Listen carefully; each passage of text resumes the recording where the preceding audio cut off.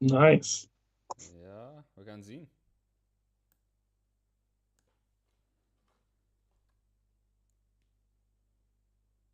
Alrighty, guys. We don't know if you're alive, so this might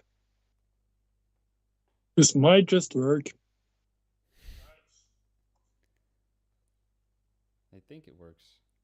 Yeah, I hear myself back, Timothy. Oh, So no, but that's okay. It's kind of funny because you have headphones. So don't know how that works. try it again.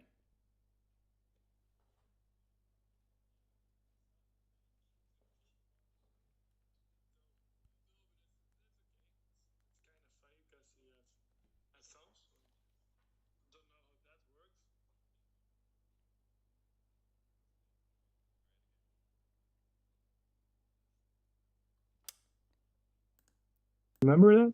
Wait. So you're gonna hear yourself back again. I was still fiddling around with the settings. Fair enough. So yeah, you didn't hear yourself, but also the public didn't hear you. Um, but it should be good now. But you will Is probably it hear okay? yourself again. Oh, no, no problem. I hope it all works now. You can see we're so good in all the technical stuff. It's a wonder that we.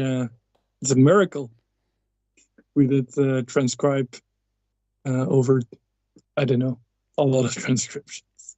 I just saw we published like over 650 videos in total, which kind of surprised me. I never kind of look at the stats, so like once at 3 years, and then it's like, yeah, we just did this thing for every week since 2016. So then, yeah, it's really a very small step by small step approach to. It's not that you kind of think of when you start a YouTube channel like let's make more than 600 videos. No, it's a good goal, but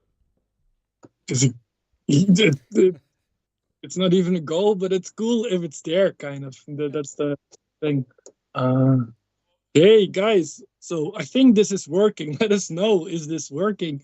And yeah, let us know where you're watching from. Curious to know that. I know, like, here it's kind of evening. Um, Brussels time zone here in Belgium. But most of the people of the demographics of our channel are, I guess, from the USA, and mostly like if we see the other stats or the other countries that are involved, usually it's you will be earlier than us, right? In the US, but also Brazil, which I saw we have some demographic. The Um, people in Australia will probably be sleeping. I hope they don't show up. Otherwise, they have some serious sleep problems, I guess. So, Oh, nice. Texas. Texas, nice. Wait, I should. I'm Watching trying from the to. Caribbean. Nice. Whoa! Oh, that. Oh, I want to be there. It's here already. You can really feel like. I mean, Belgium is. You have to imagine British weather. It's kind of similar, you know, Maybe a bit better. a little bit because we're not an island, but we're kind of neighbors. Um, Let me try to see the comment section. Sorry, guys, I don't see the comment section yet. So, still, if you're coming in, we would love to know where you're watching from. Also, just drop us some questions if you have some for us. You can ask us anything really, but We have maybe. we have one question already. Oh, Who are both of your favorite fusion musicians? ooh, Who? that's a good one. Yeah. If, I don't think I ever have had like just like one main guy or there are always several. Like Chicoria will be always for me a huge inspiration. with like the electric band, but also other projects what he has done. So maybe I'll take Chicoria because he has this broad scope of fusion stuff he did.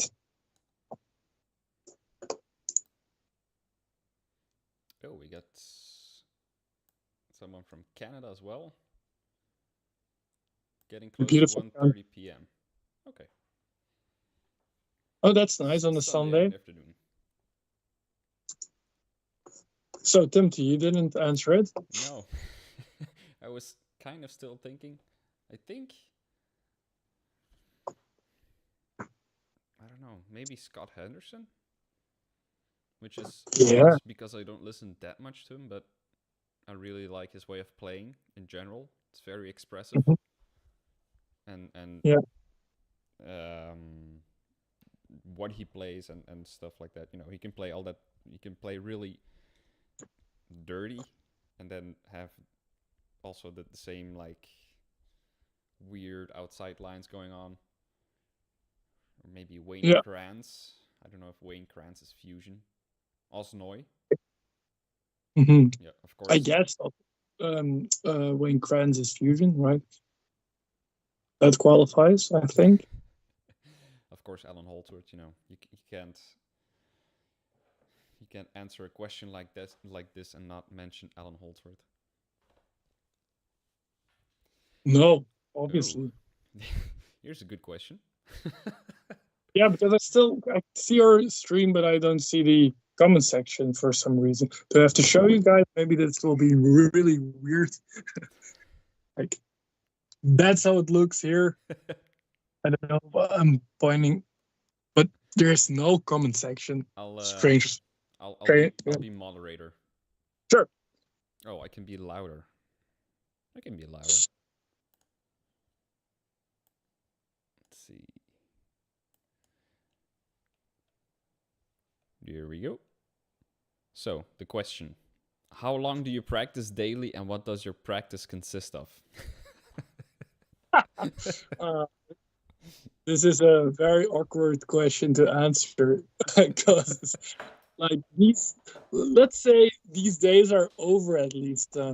We both studied at the Conservatory of Maastricht, which is right at the border here in the Netherlands, actually. And back in the days, I guess there was a lot of or more studying, but these days, if just running your life takes plenty of time. I also have a kid who's 4 years old now, so if I have just happened to have some accidental spare time, there is not so actually practicing. If I practice or when I practice, then it's really deliberate. Then it's for like I'm doing now a live show with a band.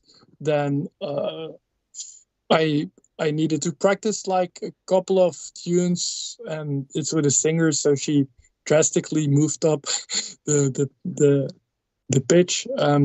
Like it's Smile from Charlie Chaplin, but suddenly it's like an E flat on tenor, which is not a very common scale, so D flat concert.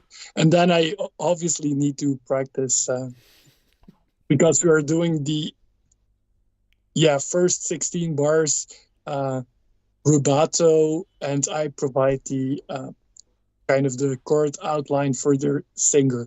So and then that's good because that's really a kick in the ass to practice. But other than that, I really need to give myself a proper assignment or recording assignment that can be something creative as well. What about you, Timothy? I try to be consistent, but I fail. When I practice, I try to tackle like technique and like learning the fretboard kind of stuff. I try to combine that into one, so that I'm practicing my technique, timing, and just my thinking, harmonic stuff, thinking, modulations.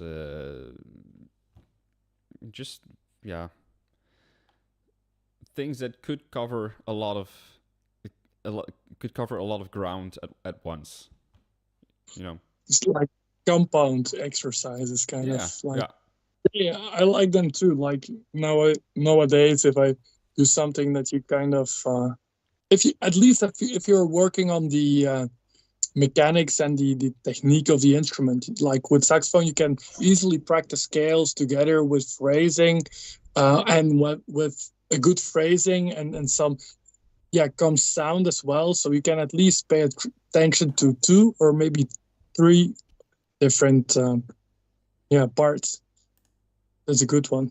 So, but I guess it depends on, like, if you're a beginner, it's a bit different. Then you might want to isolate a bit more. Is that correct, Timothy? Yeah. It's obviously it's gonna change as you progress. You know, as a beginner, yeah. You'll have to probably narrow it down more. It's a little. But I get the thing is, like, if you start valuing your time more when you don't have so much time to practice. So the times that I practice, I try to be really focused, even if it's just 5 minutes of checking out something or a new key. You know, you I used to wander around way more, like noodle a lot. Mm-hmm. And nowadays it's way more focused. I guess that's a good thing from having restrictions. So restrictions, that's a great way to practice. And knowing if you can spend time in your practice room, but that doesn't necessarily mean you're practicing. Mm-hmm. I see a lot of, like, I have students too. I see a lot of people just noodling and playing, which might be fun. But practicing is, it's usually no fun. Mm-hmm. Or at least it's kind of, you feel strain. Mm-hmm. Resistance. I think noodling has its place. It can be valuable. I've flip-flopped a bit myself, like just play stuff for fun and then try to really focus only on specific things. But I think it's the balance. You know, it's nice to once in a while just like experiment and see what happens. And oh, sure, yeah. But of course it's like a balancing thing. You know, you can't only be fooling around with stuff and never really just take one thing and try to nail something, I think. Yeah. Oh, and by the way, I don't know if we have some, like I said, I don't see the comment section, so if we have something new. Otherwise, we probably, guys, this is how it goes. You know, when we meet each other as well, we can kind of talk in endless on like one topic for 2 hours, because the one thought brings us to the next one, and we end, I don't know, somewhere on a Caribbean island, maybe. But well, we do have some other questions. Great. And a compliment in one. So I'll just read it as it's written. For musicians as accomplished as you both, what are your goals musically, if any? That's a great question. You want to answer that first? Yeah. You could provide more context, because you're a case there. I mean, you have a very specific profile. Yeah. Very. At least I don't know anybody kind of close with that kind of specific. Well, okay, I'll give a little bit of a background stuff here. So I first studied with Jorre in Maastricht, jazz guitar. Jorre did saxophone. So we got our master's degree in that. Then we started like this whole YouTube thing and the whole businessy stuff alongside of it. Writing music we did as well, you know, short films and blah blah blah. And now I am conducting as well, studying conducting and conducting like youth orchestras and whatever. So classical to be yes, like classical. more yes. And wind band, to be even more specific. um, and I'm working on a musical. Well, I'm not writing the musical. I'm providing support in the music department. I'll frame it like that. But goals, yeah, goals personally would be the same goals as I've been saying for the past 5 years, just to write more, write more own music. Um, but that's the kind of music that doesn't bring in a lot of money. So Yeah. that's also a balancing act to make What, what a living and then what what kind of music is it? Because I mean, I know what the people watching. uh, Yeah, weird metal-ish guitar music, instrumental music. It's probably the worst description ever, but is your introvert? I guess it's still up, right, on Instagram. The yeah. introvert Yeah, thing. and on You, YouTube as well. oh yeah, Yeah. so there's quite some stuff. It's really cool, guys. Check it out. You should you should put out something at least. Now, how long is it ago that you last, like 2020 when we went to Um, that? That's the last one. sort of. Yeah, a bit before, because I was actually preparing to record something with Max on drums, Yeah. and that was right around end of 2019, 2020, and then the whole COVID thing was, and then yeah, the recording session didn't go through. But that was about the last time I published something about that. Okay. So for me, it's kind of more straightforward, I guess. Yeah, you've probably, or you might have seen that I've tried to put up some, or yeah, we have the Desmond Legacy Band, this tribute band, which Timothy is as well part. We just played a live concert, which was really fun, and a lot of people came. It was really exciting to see. That's one thing, but I have something come up soon, a special, yeah, special recording, a new solo. That's something I can say for Paul Desmond, a solo. I'll keep it open to which solo has been arranged for 5-part saxophone section, and I have a potential very nice special guest. Yeah, so which is due to, yeah, or the due date is 25th of November. I'm working on it now, recording it, and yeah, so that's something I've been working on. And what I just like to do is, I don't know, I have just a lot of separate ideas, uh, old music, which has been now a longer time ago since like the Sharp 11 Electric Band release. If you don't know about that, there is a album, a Sharp 11 Electric album. It's all my own compositions. Timothy is on there as well on the electric guitar. Um, so yeah, I have separate compositions, still pre-productions, actually kind of done, still laying around, and I have the very slow goal of finishing one creative project every half year. So this part of the year, like from summer till the end of the year, that's the saxophone solely, and then we'll see 2025. The first part, there's probably a own song I want to finish, I guess. But it can be anything really. The Paul Desmond, just the tribute sessions here in my living room were a lot of fun. That was among those as well. So yeah, I hope that makes sense. Just try stuff out, and I really like the arrangement of like solos or what we've done. Like we've done the Stitz solo a couple of years ago with 16, like a solo challenge, which is on the YouTube channel, which was amazing. I think like 16 people playing the same bebop lines, super unison. Sounds amazing, you know. And by the way, we'll I will put a new challenge out next week for Paul Desmond.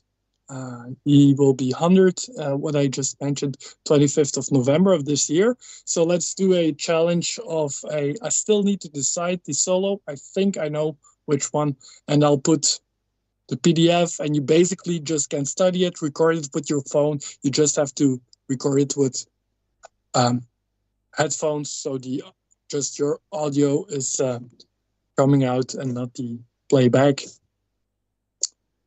So yeah, there's a lot. So I'll stop there. But Definitely more to come. yeah. Oh, we just got a very nice donation by Parker of $49.99. Wow. So oh, thank you very much. Very much. with the comment, keep up the good work, and he appreciates all of our good work, especially the guitar transcriptions. I'm not making that up. Yeah. But you have a hard job, you know. You did those Joe Pass things, solo things, that I think like, whoa, that's something else than just my monophone saxophone stuff. Yeah, the chord stuff is not that bad. It's like the rubato stuff, like when it's out of time and just, oh, man, that does not make me happy to try to come up with a way to write it down. You know, chords you can figure out one way or another. But timing is usually the thing that slows me down the most. Yeah, for the rubato, you kind of need to come up with it. It's really creating something that is not there and try to make it somehow logical, or at least kind of put like some logical notes on the one, or yeah, you know what I mean? Like try to visualize it in a logical, organized way without that it's not there, you know? So that's yeah. If, by the way, if you have any transcribing questions, this is your chance.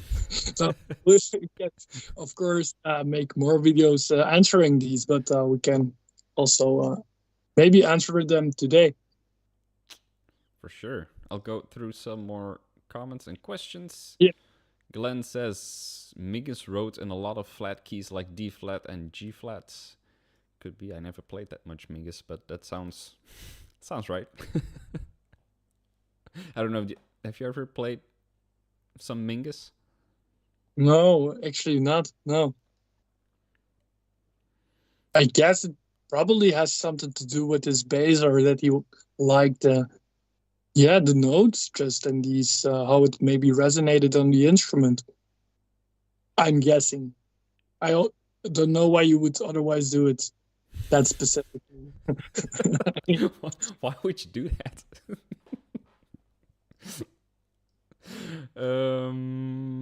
Okay, hey guys, congratulations on 90k subs. Thank you. Remember watching your live transcription session back in spring 2020. Ooh, oh wow! Was that, yeah, sure. Was that you? I don't think that was me. I cannot remember that even. You know, it's a great thing. I really have such a bad memory just overall. No, I actually have quite a good memory for music, but all the rest I cannot remember, like meeting people and stuff. And football goals. Bad. Oh yeah, football goals. Which is really bad, because after the Desmond gig, there were several people that came to talk, and they said, and they were like so obviously like we met, and I didn't know who they were, and then some guy said like, oh yeah, but I came by in your house, you invited me in, and I bought your CD of the Sharp 11 Electric Band, and I was like, oh, I really completely, for some reason, I deleted this in my mind. You know, but what was it, like 4 years ago or 3 years ago? Yeah, but I feel like if you invited somebody into your house, you kind of should have a facial recognition. Yeah, well. To finish off his comment, your channel is a great contribution to the musicianship worldwide. Oh, that's nice to hear. Very nice comments. Very nice compliments we're getting here. This one's specifically for you. How do you maintain your majestic beard?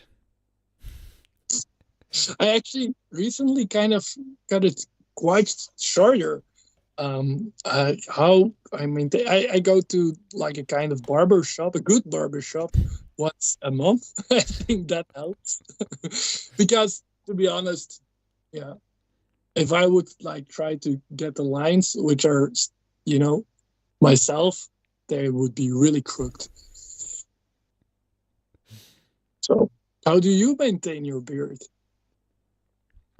Water and soap. And the occasional self attempt to cut it. Okay, but you don't do the. No, it's too long for that. You know, I don't have to do that. No, if you do a certain length, then yeah, exempt from that. Yes. All right. Moving on from the beards. Yes, What are your favorite gigs to play? that's a great question. Yeah. For me, it's actually, those quartered background gigs. I'll have one next week, Saturday, like a wedding for like 4 sets of 15 minutes, which is pretty long, but it's really nice. I can try all things that I want on standards, and I get paid for it. Nobody notices. So that's kind of paid practicing, right? So I like those. Yeah, I like those a lot. You, Timothy? Well, those are not my favorite per se. Well, I quite like the ones we've been. Well, they're not that many, but the ones we've been having recently, like Yeah. these. The last one with the Desmond project in Yank, or the one before that with the electric band in, I don't know, Turnhout, something like that. But it's like Yeah. it's a stage, but Yeah. Exactly. it's still quite intimate, Mhm. and it's usually like the last one. I think we all had fun on stage, and it's something that you just notice that the people are having fun, we're having fun, so it's just a nice energy all around. Yeah. Yeah. It's But it's kind of for me. Um, it's kind of a bit so we've played like Timothy described, like first a festival, and second was also kind of like a, yeah, not really a festival, but at the same, like a beautiful stage and a beautiful setting, a beautiful place, everything. um and people really come to listen to jazz and appreciate jazz. And that sounds really strange maybe to say, but I've played so many other type of gigs as well, jazz and otherwise, but usually you're kind of just a, yeah, you're the entertainment, for example, for the night, or your background music or anything, but like a very attentive um audience that comes for like a project, in this case Paul Desmond, that I chose. And yeah, they were discovering the music that I tried to kind of, you know bring to more people. Then yeah, that's very satisfying. Just that's very different kind of goal that you get with playing the music than just being part of a band and entertaining people. mhm.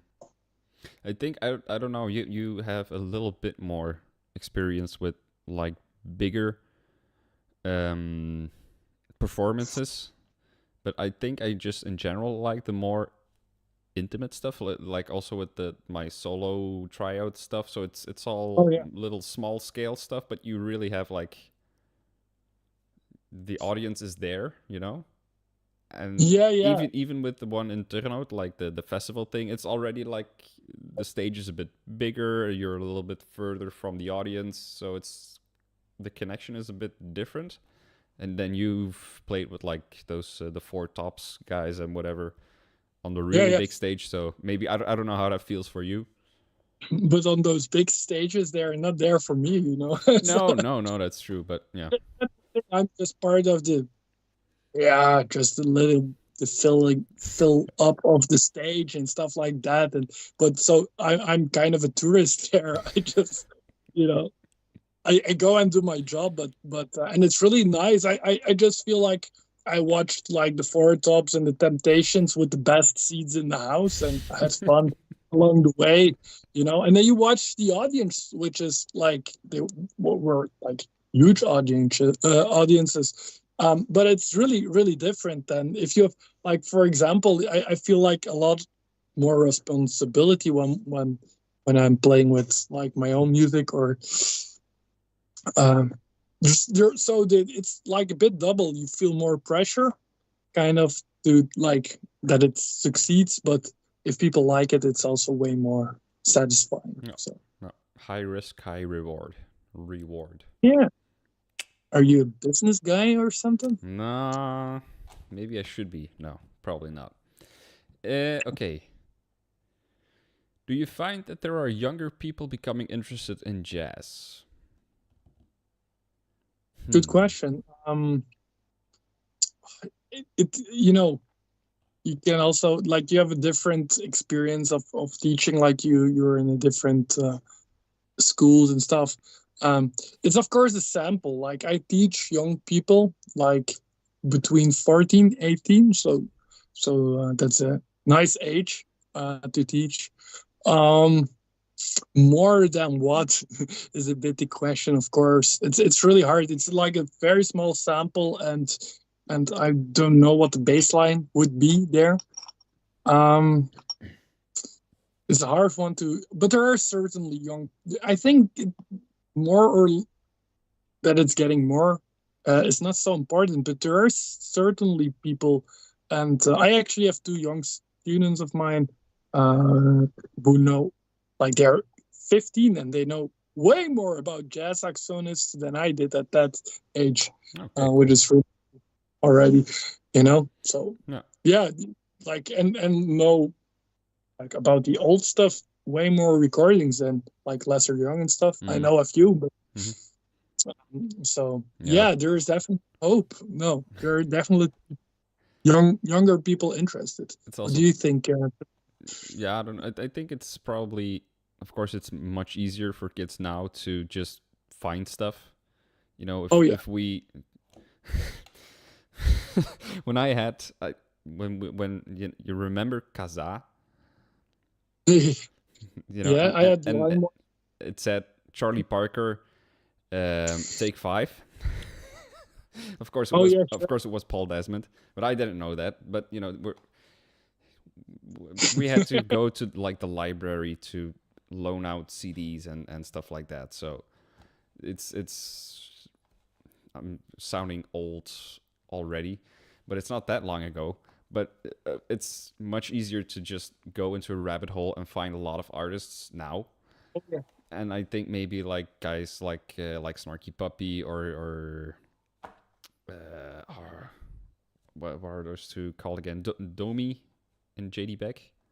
Yeah, Yeah. I think maybe that's something that. By the way, believe it or not, maybe this will make you happy, Oh, or I don't know, but like quite of not specifically you, Timothy, but just for the prospects of younger people. Um, like there are quite some students where I teach that know Adam Neely's band Sungazer, yeah, and, yeah. and want to go watch them.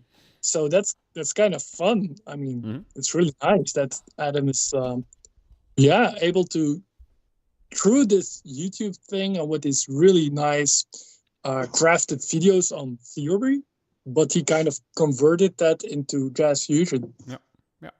Well done. nicely. Yeah. Yeah, yeah. I think it's stuff like that, and then they get introduced to artists from before and new artists from now. So I think it's they have one gateway, and then it can flood into all kinds of different stuff. Yeah, exactly. But the students that I have that are really interested in jazz are still the older guys, like in their 30s, 40s, 50s, So, 60s. And those, you know, they're really interested just in learning jazz and learning guitar and where the notes are and all that stuff. So they're really into that. It's interesting to see. Yeah. Yeah. Um. Do you ever practice specifically on acoustic guitar for expanding different techniques and approaches? I'll take that one maybe. um, No. well, sort of. There was a time where I was practicing like the more legato stuff on acoustic guitar because it's harder on the hands and the fingers. So I did do that. Also, picking is a bit harder, but it's not like I do it very consistently now. So I'm not that conscious about that anymore. It's something I like to do once in a while just to try something different. I hope that's a sufficient answer. Then, what musician? Man, I'm having trouble saying musicians. What musicians do you admire and why so?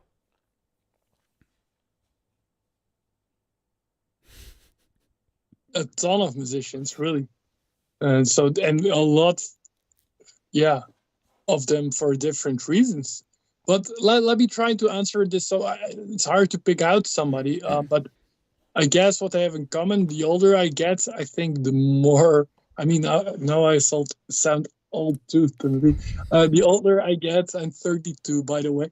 Um, I kind of recognize that what I like most now in players is players who are taking their chances, Mm-hmm. who are, not necessarily like, I like virtuosic, virtuoso players for sure, like the fusion players, and I really dig that stuff, but there's so much in just virtuosity. There's more to discover in other aspects of playing, like people who really do it from a different angle, and that can be everybody tries to do it from the virtuosic angle. I feel like if you come from conservatories, at least, and I've recognized this from our path, like it seems to be to be the next big player or great players to be even more complex and faster, and I don't know what all fancy tricks. That's the way to become uh, famous or great player. But there are so many other ways of expression than playing fast. I don't see a next Chet Baker, for example, or a next Stan Getz, or somebody that follows in those footsteps even. So there's like, for saxophone at least, like kind of that kind of breed died in the 60s or something. I know, or they would have been formed by then. Like Stan Getz was obviously also there in the 70s and 80s, but there were no new cats, or this is all too general, of course. There will be some people, but it's largely undiscovered territory. So I like players that are taking chances and just adventurous, and they might miss completely, which is totally fine. Like, I'm even coming to terms with Wayne Shorter. So, or so, this is a long story. Like, don't you know where it's about, like, the complete. The very short summary is that I didn't like Wayne Shorter, and it's still not my cup of tea. But I listened to something last week of him, and I kind of started to see more and more like, oh yes, this is interesting. This is still not my cup of tea, but this is interesting, and that's a way nicer question to answer. Is this interesting or is this good and virtuoso? Sorry, very long-winded answer. No, that's it's those are interesting topics. It's in some way it feels like if an artist is really creating something because he or she has something to say, or are they just sort of chasing after something that they think superficially is interesting to people, or maybe it's like an unconscious thing, but I think it can have something to do with that.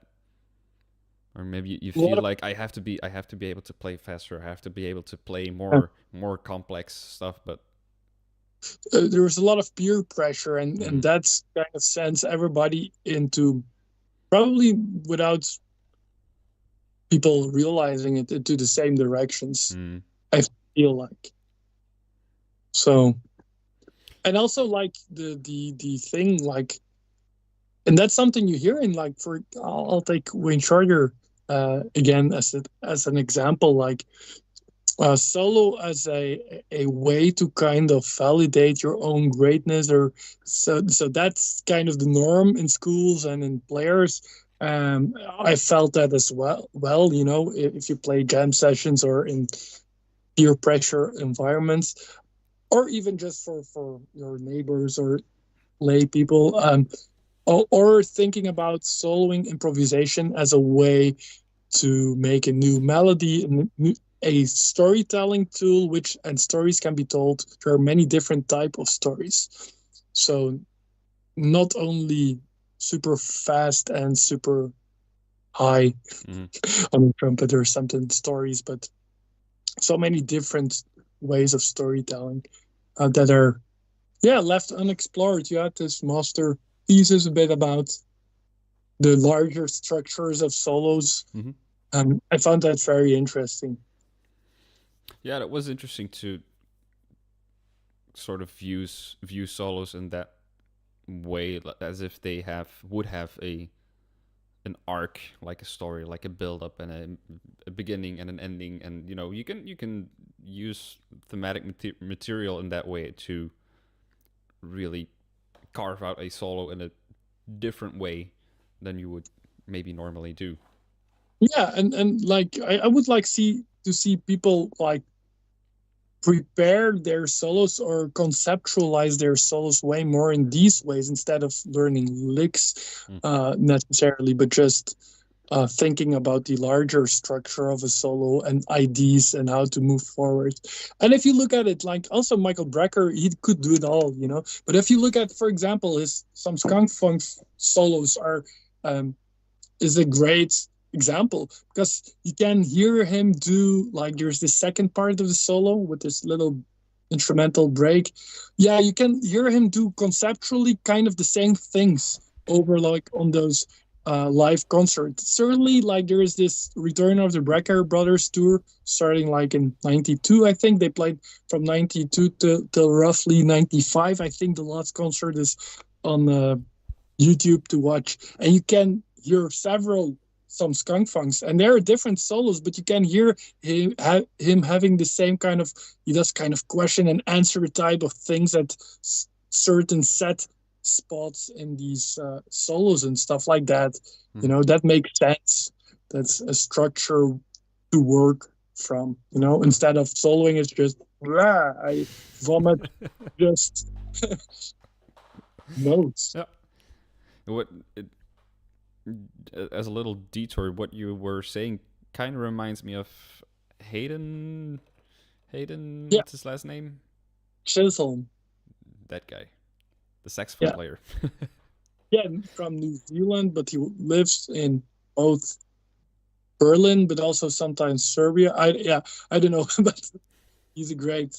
He has a great view on sound. He has an amazing sound, guys. If you've not watched like the transcription I've done of one of his tunes, he sings also, by the way, in overtones first, and he has this way of the just intonation for saxophone, but also when he needs to blend with a piano, which is how do you say that?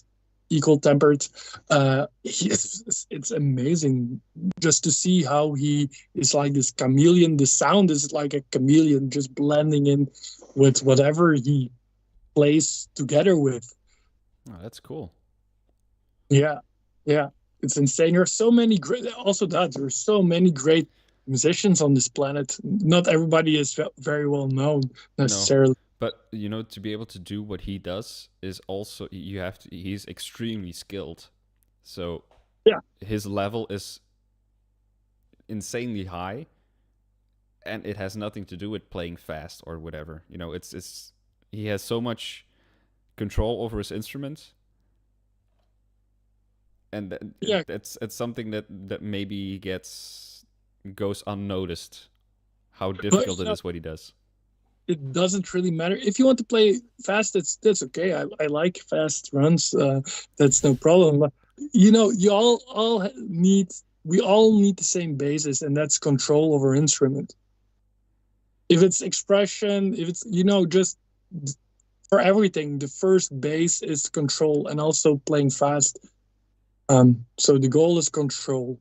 I think that's key word. If you want to practice for control, not for speed. That follows from control. Yeah, that's one of the things that come out of having control. Yeah, Oh, yeah, I was thinking of something else as well, but can't remember. I it's the same for guitar. Like guys like Bill Frisell, they don't play super fast or whatever, but they, of course, harmonically they're very interesting things that they do, and the timbre on the instrument and how they play, and or like Miguel Zenon. hmm Of course he can play like insane, but also the control that he has over his sound and the way he plays, and I think that's something that speaks to both of us. Just yeah, or like yeah, Tigran on piano, ridiculous. But yeah. But the one thing that you would all say, you can say like, yeah, they play all very virtuosic, but I would say they all have like a lot of control. It's all like effortless. Yeah, that's the key word, mm, not the speed. no, no. Um. Okay, this one is a question for guitar, but I think it also can apply to any other instrument. Um, I'll just read the whole question. For an instrument like the guitar, which can be played in so many ways, how can one find a balance between being a master in a style and exploring possibilities? Do we have an answer for that? Oh, sorry, I thought you were going to. Oh, no, yeah, that's of course that's something I struggle with a lot because I'm interested in a lot of different things. um Yeah, recap the question once so for me. how can you find a balance between being a master in a certain style and exploring Oh, other possibilities, so being very um what is it, like being a general, no, not a generalist, that's not the right word, but being really very good in one thing versus developing different in different genres, basically something like that. depends on what you want to do. Of course, this is almost kind of the distinction between you have that distinction. If you want to really go for kind of becoming pro, let's say, you have the artistic way path, and you have the professional musician path, as in a playing, gigging musician. And this is almost that split. Like if you want to do, yeah, be a great studio type of musician, or just they call you up and you can do any type of gig and you want to do that. Um, so it's almost that divide, I feel like. Mm-hmm. And some people can do both. Like famously, like Brecker could do both, but that's like insane almost. There's no, I cannot think of anybody else than Michael Brecker, by the way, who was so good in providing whatever people needed for like studio or anything, and then have this own style. Mm-hmm. I think you can, for style, you can just conceptualize a lot without necessarily be a master at it. If you know what I mean. I could probably kind of fake you an old school solo without being a master in it. But if you're kind of, that's what I like. If you're a gigging musician and you need to do this old school solo one time in that, in that way, then it's also not necessarily, it's not necessary that you're like super good at it. Just kind of simulating that sound is sufficient. If that makes sense. And for your own style, I don't know. I just would experiment a lot. That's experimentation for me. And you'll end up places. That's for sure. Yeah, if I try to recap myself, I grew up sort of with metal and all the heavy styles of music, and that's something that still feels the most natural to me. And like jazz, and now the wind band stuff and stuff like that. I've become comfortable with it, but I've had to work hard to get familiar with it. It's not something that came that natural to me, because it's not something I grew up with. It's something that came in when I was like 17 or something like that, and I had been playing like 5 or 6 years already by that time, and then I switched over to learning jazz, and so it doesn't feel as natural. But at some point it all becomes like sort of the same. We have 12 notes usually that we use, unless you go into the microtonal stuff and all that kind of thing. But at a certain point, for me, it becomes like you have common ground, and then it's stylistic things that make it more like this and make it more like this. And that's it's, of course I'm gonna say that, but transcribing has been, it's the first time the word comes up. And what's this, 52 minutes? No, but great. It's you're so consciously working at something, or listening so intently to something over and over again. For me, that has been the thing that has allowed me to learn other styles and get familiar with other genres, and then also reading a lot of, I'm very interested in older theories and concepts that were used in the classical times and stuff like that, and just trying to figure out that lineage for myself. Like, how did we get from there to there to there? How did people think then? How did we get here? That's also something that just for myself, having that framework also helps in being able to shift from style to style, if that makes sense. I also think like in the end it all comes kind of together somewhere. So you can do both really, and it will shape each other. I think I think you just get fast at figuring out the building blocks of genres. If you hear something, you can say like, oh, it's this thing and this ingredient makes this, and then you can, you know what I mean? Yeah, exactly. It kind of like, also like with a lot of transcribing comes like, I think we both have transcribed now over 200 solos, roughly. Probably. Something like that.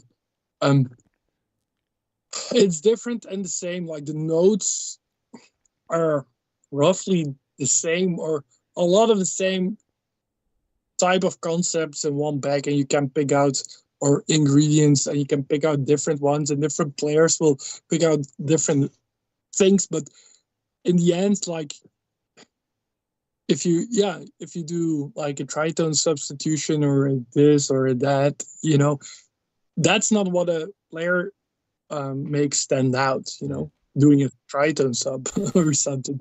It's the way they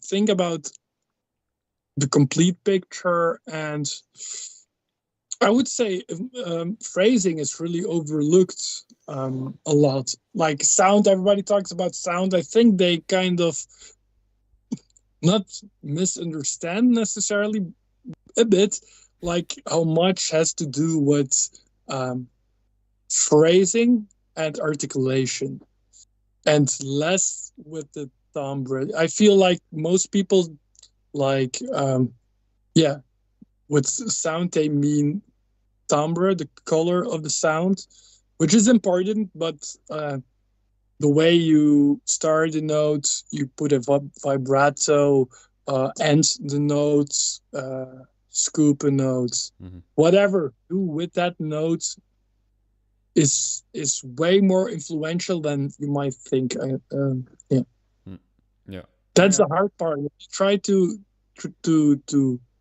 like we did here and there a solo cover. If you try to really cover a solo, that's the hard part.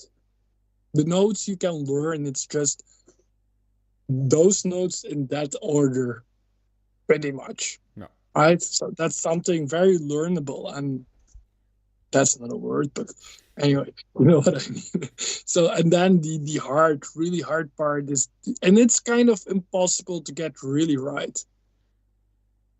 You can't really, and that's also probably even your how you're built. And like for saxophone, like Mm-hmm. I I could not, with like my best intentions in the world, like do the same attack of the note as Paul Desmond. I can simulate something alike, but his chin was in a different position than mine, and his cavity and his lungs were like half burned down with those cigarettes. I don't have that. So there's basic stuff that you cannot really No. do if you're you just realize that from trying to copy people. The harder you try to copy somebody, kind of the further away you're going. No. It feels like that process. No. It's more of a case of learning. Oh, it's this is gonna be some deep shit, but just learning yourself. Learning to get to Yeah. know yourself. You're a lot of self reflection here tonight. But when starting out, you're sort of not chasing necessarily, but you like this solo or you like this player, and you try to, as you say, try to imitate it, or you try to get it as close as possible and nail it like they played it. But over time, it's a matter of coming to terms like, what are your, I don't know, limitations in a certain way, or what's, Oh yeah. what's who are you musically? Yeah. Yeah. I think that's you're like anyways a compilation of all the things that interest you, kind of in one mm, pot together, like one blend. Mm-hmm. So you shouldn't try to avoid that. Everything is in there. And it's a good one, Timothy. That's a You kind of transcribed my not my thoughts, but like, yeah, no, that certainly that last part, like, just come together with the terms of like also your flaws, or you're very aware of where you lack stuff. Sorry, this brings me on to another thing, but like, don't forget that even if it's Chris Potter and he has a lot of stuff to say, of course, but soloing and improvisation is kind of a confirmation bias. You play what you know. Hmm. So all the crazy stuff that Chris Potter plays because he knows that stuff. It sounds silly, but if you think about it, you don't play what you don't know. You don't go where you lack the possibilities. Hmm. You go what you can do. So it's a kind of confirmation bias. So go for certainly there's the practice room. Try to work on whatever you want to work on, and when you play, never think about go for the confirmation bias, go for the stuff you know, and try to present it as well as you can. I don't know that guys Yeah, does yeah, this somehow. I don't know. This is a lot of um yeah, we have done this type of conversations like a gazillion times. Um that's so we know for us this is like we can bear this, but it's been way we too can long, but we've done this a lot. yeah. So all this kind of we have a lot of kind of philosophy behind soloing and improvisation, way more than we solo and improvise. No, but Oh, yeah. I was Are there more questions or? I was just checking comments. Yes, not really questions. I'll Guys, just yeah, maybe some new people came in probably and left, which is perfectly fine. So if you haven't done so, just leave a message from where you're watching this, and if you have a question for us, can be anything really about playing saxophone, guitar, jazz, improvisation, transcribing. If we can help you with anything, we'll. I don't know how long we'll get this going. We're doing now a hour, I guess. So sort maybe of. just like a little bit more if people have last round of questions. And otherwise, we'll stop this noodling. I'll read some more comments. Julian Lodge has an interesting style. Yes, I really like him. Really like his playing. He has like a certain effortlessness. Yeah, It's like something comes to his mind and it just flows out. That's yeah, I really like that. Um, there's an old saying: faster than the speed of music. um, excellent points. Keep up the good work. Always nice to hear. I grew up in the 60s and 70s learning classic rock and then later studying jazz, guitar, and classical. Sounds familiar, apart from growing up in the 60s and 70s, but yeah, in the guitar world, the greats cannot play like one another. Matheny cannot do Frizzell, cannot do Holdsworth, cannot do De Lucia, and so on, even if they wanted to, and of course they didn't. Nope. Very true. Transcribing saxophone solos on guitar helps phrasing and articulation a lot. Yes. I don't think many guitar players are that consciously aware of phrasing and articulation. At least no, not as much in the same way as wind players are. That's pretty much their whole deal: phrasing and articulation. How to yeah, tongue a note, how oh, to slur, how or where to slur, or you know yeah, how to shape a line volume wise and all that stuff. As guitar players, we can sort of fake that, but not like wind players. yeah. I guess because that's the origin of your sound. It comes with how. I mean, it's straight on there. Also, how do you start the note or tongue the note usually? Mm. Um, it's there from the start. So and it's a big um, important thing to be able to do well. If you don't do the phrasing nicely, then you cut off the airstream, which, yeah, needless to say, affects your sound. So it's all intertwined. You cannot have one or the other. Like it's one bundle. It's a package deal. Yeah, it's yeah. Most, I mean, probably a lot of horn players won't be that aware of it, but in the end, it's the yeah holy trinity or something. Mm. It's I've been not really again not really consistently practicing this stuff, but I get like these little new VST things, like new woodwind or string libraries, and I recently got like oboe and flute and all that stuff, like a different type of VST, so not sampled, but they're what's it called again? Sample modeling. So it's kind of sampled, but it's also like there's some other funky stuff happening, and you can really you can put in the vibrato whenever you want, how much the whole the crescendo decrescendo of in one note. You have a lot of ability to really make it realistic, and then trying to copy a recording by, of course, a top player and trying to recreate that digitally. It's I have to do it with MIDI and whatever.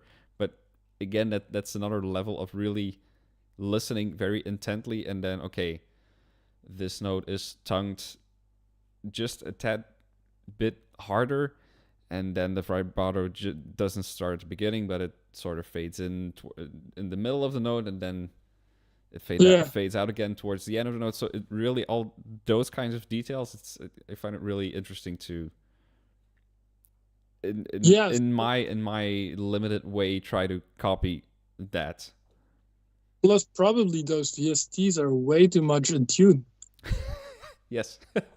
Well, if you know Note Performer, like you can plug that into Sibelius or Finale or Dorico, and then you have like much better sounds than the standard stock sounds.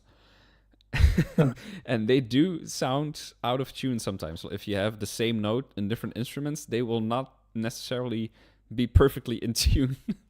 But the thing is, it's a kind of hard thing but this is a complete different tangent, but I'll try to keep it brief. But like what we just said about Hayden Chisholm, the saxophone player, like with just intonation, but he could also do it with the even tempered. No, what's the name of the equal temperament?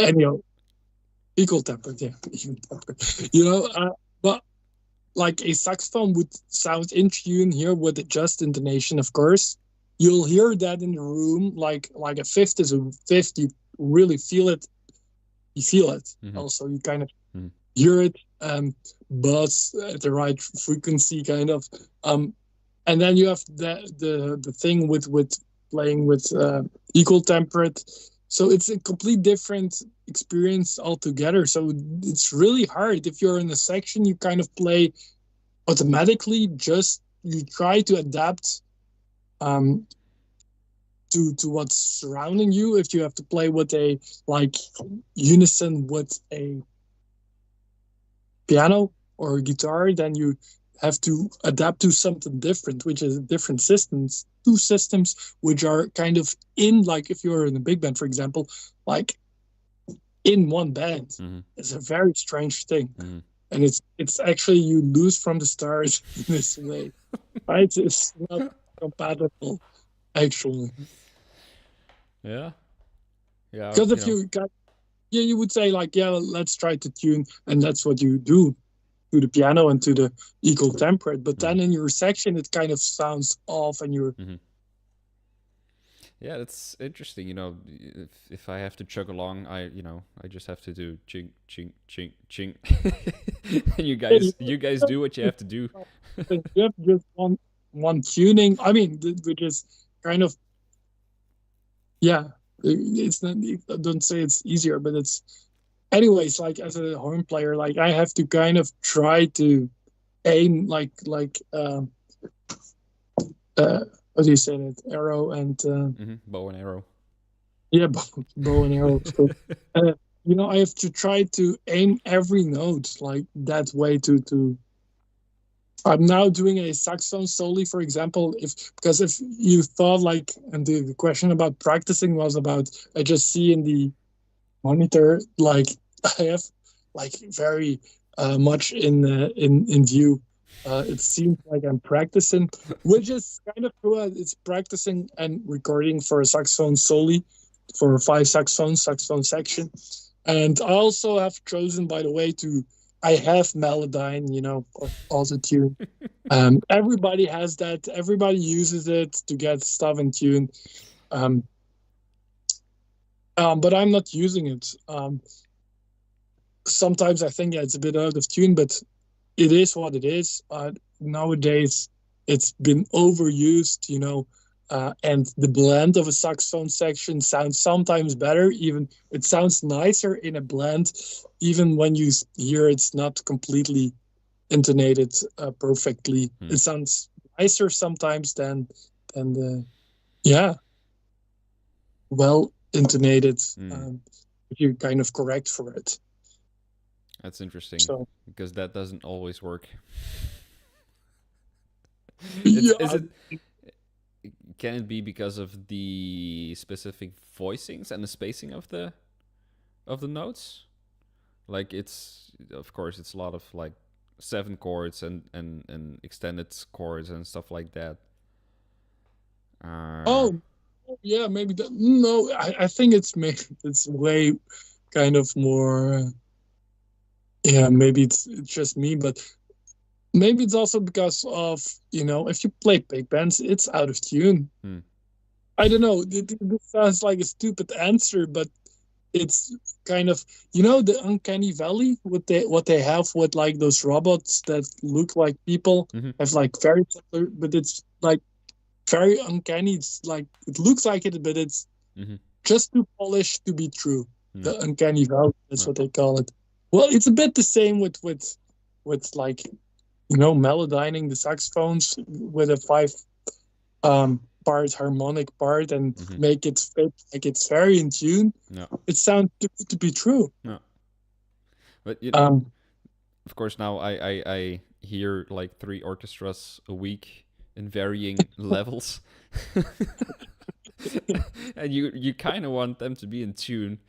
there's a degree of the tune. But So it doesn't work. Like if if someone's not in tune, of course you don't have to be like perfect. That's nice, but close is also good. But if it's like really off or a slightly bit more than a little, then but it doesn't work anymore. the five-part harmonies kind of, if I'm trying to do octaves, I try to log in as good as possible Yeah, yeah. as well. If you're trying to double the notes, but sometimes that's why, like, also with the just intonation, it's not like I'm saying this because I'm so good in just intonation. That's not the point. But you can, if you do that with two saxophones, that's actually the saxophone players try that. You should practice together and do some just random long tones. You can choose whatever interval every of both players just chooses a note, and you change whenever you want and not at the same time. It's just such a great exercise in listening, and how it matches or it doesn't match, or how do you have to adapt an intonation, and what happens when you do push it a bit higher or lower than acoustics. It's very interesting. Mm-hmm. Sorry, this is a little bit of a sideway, but that's what it's about, with saxophones. And that's, I guess, also the difference between horn players and like guitar players or piano players, where you might want to when you try to copy horn players, you're copying a lot of um, yeah, a lot of out of tune stuff, and as well,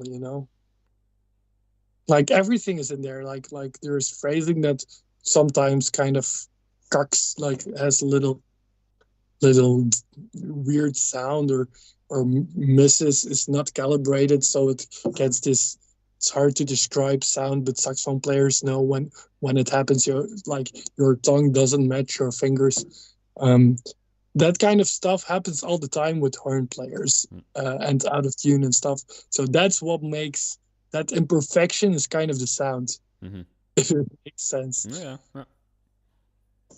It's like introducing. It's a whole different thing again, but like introducing like room noise into a recording Yeah, to make it sound more natural. yeah. The same. By the way, Timothy, because now, like, I don't see the comments, so, and I don't know if people are still watching. We didn't have any new comments, and we have Okay, 6 people so watching. we're just going off on like this these crazy or weird thoughts, but yeah. So I think that's the hardest thing now going on. Also, you just see it in jazz and fusion. Like everything is like very. I mean, that's the chart 11 electric band is as well uh, edited and melodized at points. Mm-hmm. Obviously, of course. And it's hard to go for a kind of sound norm because if you don't do that, it feels like, oh, I'm so a little bit, you know. But everybody does that. But I like more the sting type of recordings, Mm. like let it be a bit edgy. Probably I hope we swing a bit back from the everything is now so polished and uncanny Hmm. that you know it can be all a little bit more real. Well, now we also have that things could be AI. Oh yeah, yeah. But I think that's exactly the point where we might start wondering, like, now we have AI and that does that exactly job Mm. um, of making everything perfect. Is that what we want? I mean, and is that what we try then to do as well when we're humans and recording? We're trying to match up with AI or something. I don't know. It's isn't that what Jojo Mayer wanted to do? Like emulate drum computers? Oh yeah, yeah, yeah, sure. Another. I don't know where this ends us, but we had a lot of different loopholes. Oh Um, yeah. maybe we should kind of conclude it there. We'll, yeah, obviously keep it just on the, I mean, let it sit on our YouTube channel. Maybe people afterwards watch this. Um, yeah, leave it. There's a lot of things that we've said. So, and you might have a lot of thoughts on this as well. So keep the conversation going. I hope we can come back on that. The intention is there, by the way, for people here to, yeah, make here and there, even if it's a short video, not too polished video. Maybe that's the easiest way to get it out. But just what we've done now, we have talked about so many different topics and just little thoughts on how you can improve or tips uh, or like intonation and can be. We have a lot of thoughts that stream out of these transcriptions. That's kind of the thing. This is just a little taster, unhinged taster of, of that. And so, yeah, let us know. Is that something you would like to see on this channel? We want to kind of pivot a bit. We will keep on doing the transcriptions for sure, but maybe less so, and maybe talk a bit more about the mechanisms and everything, the storytelling from what's to be found in all these transcriptions. That's the interesting part. I hope to do, yeah, more of that. Yeah, that's kind of it. I Yeah. think then. Yeah. So nice to meet some of you guys. Yeah, it's a. I don't know. The next live stream will be maybe in another few years. Uh, Maybe when we get to 100K. yeah. How do we get there? I don't know. How long would that take them to? A year? Something like that. Right? Maybe like 9 months or maybe a year. Oh, Probably a year probably. at this Yeah. rate. If you can help us, if you, yeah, we should say this. We never say this. That's why we're not on 100,000 subscribers yet. We should say this. We are like the lousiest YouTubers. Like if I make a video, which doesn't happen too often, it's always in like editing process that I think like, oh, I'd never mentioned about subscribing and liking like all the YouTubers. But on the other hand, I've never been motivated to subscribe to a channel by the YouTuber saying subscribe, you know. Yeah, If I like a YouTuber or I like the content, I'll just subscribe on my own. Yeah, Timothy, but that's also not the goal. It's artificial subscribers. You Ah, just need numbers, not the ah, quality. right. Sorry, You forgot. didn't get that memo. Anyway, All right, let's close it off here.